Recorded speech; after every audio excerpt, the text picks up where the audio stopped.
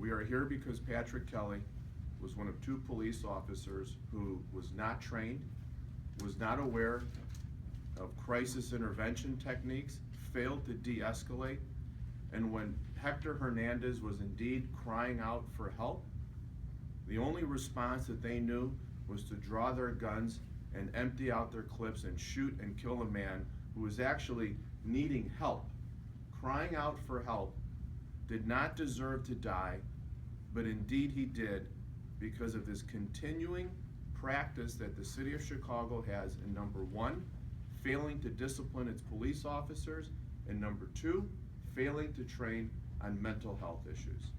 On the day in question, there was a dispute between Hector and Esperanza. The police were called sort of in an abundance of caution regarding that argument. When the police arrived, one of the sergeants on duty made sure that anybody who entered that house had a taser. There were taser officers who had tasers who entered that house. There was even a Chicago police officer with crisis intervention training who entered that house to de-escalate the situation. And at one point, Hector Hernandez was tased by two officers.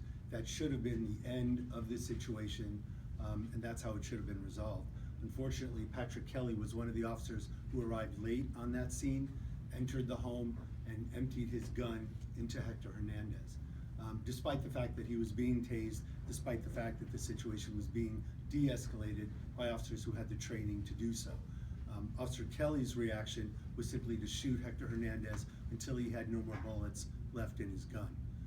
At that time, another officer also fired his weapon, but we believe it was basically Patrick Kelly's shooting that caused the death of Hector Hernandez.